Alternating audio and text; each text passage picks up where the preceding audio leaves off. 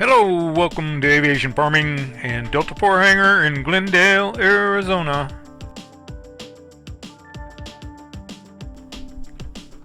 Tonight, Mr. Bill Boss Dude is doing some more work on the InBoard little wing Flaperon, and then he'll be riveting the skin.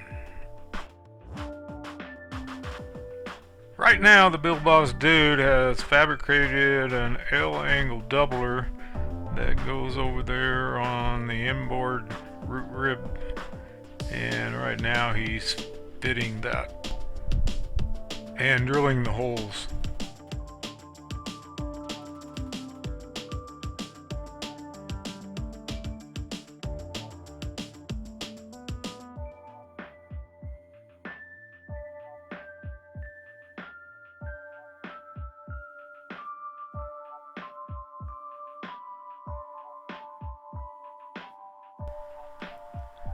The basic goal for tonight is to get the skin riveted onto the skeleton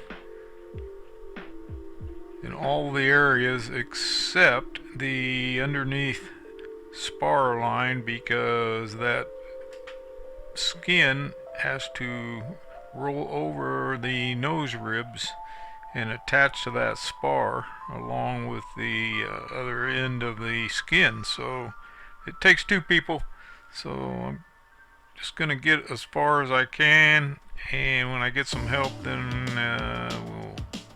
we'll get that the rest of the skin attached.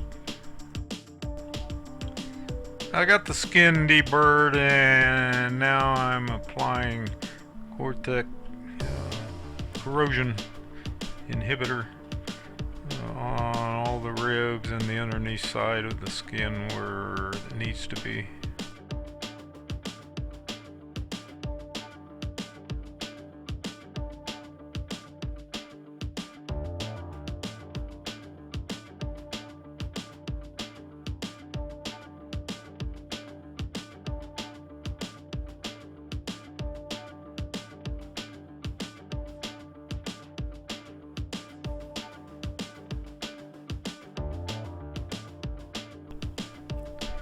I put the small blocks on top of sponges to put some weight on the trailing edge of the Flaperon to help eliminate building any twist into the Flaperon.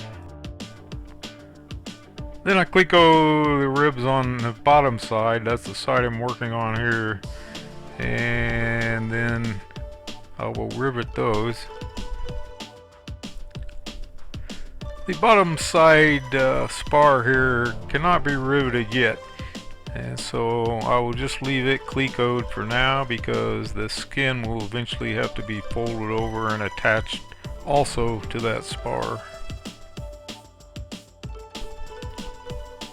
Now when I get to working on the top side of the Flaperon, after I flip this one over, I will be able to rivet that spar on the top side, because there's nothing that will be attached there.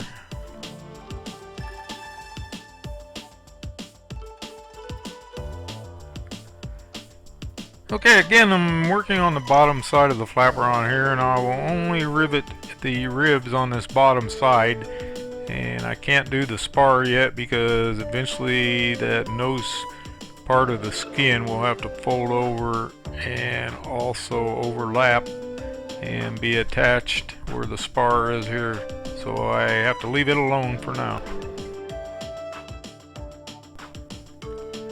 And again, the little bricks are for weight on the trailing edge of the Flaperon, basically to hold the trailing edge down flat onto the table to decrease the chance of building any twist into the Flaperon.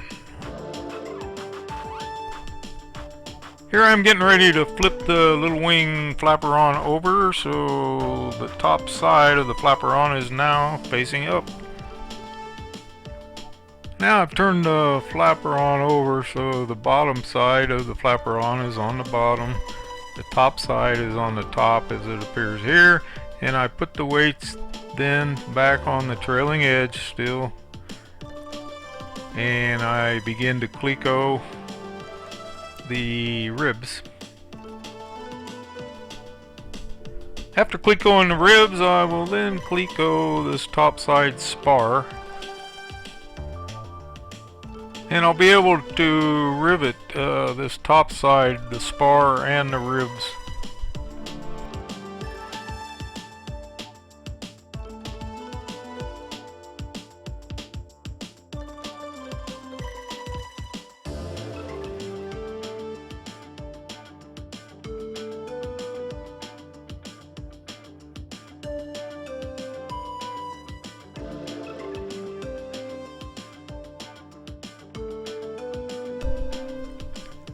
I start by removing every other cleco on the spar, and then I will put rivets in all the open holes like I'm doing here.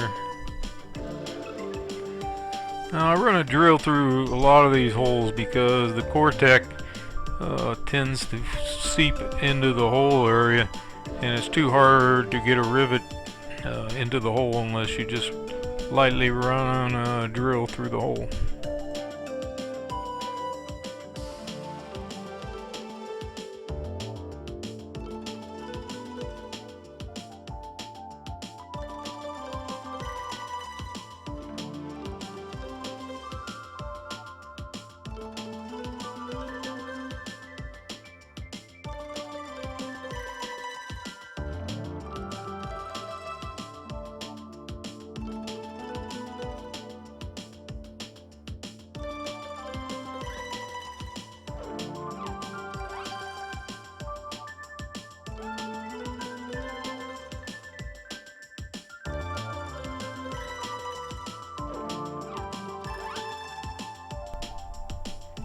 Now you can see each of the nose ribs has a rivet, will be riveted kind of towards the tip of each nose rib, and I'm not going to rivet that. I won't do that till after we get the skin stretched around to the underneath side and attached, because I'm not going to have that riveted because I don't want the skin stressing against the rivets when you're bending it over.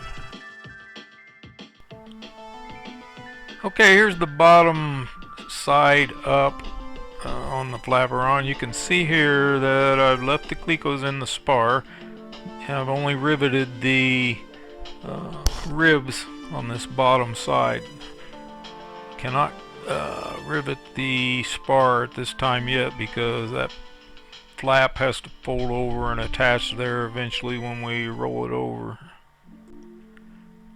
Also, the little bracket that was formatted won't be able to be riveted till the skin is folded over because it sits on top of the skin.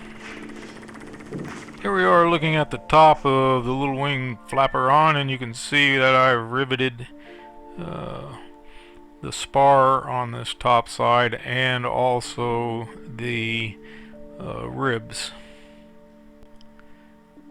And again, this is the InBoard Flaperon that I'm working on.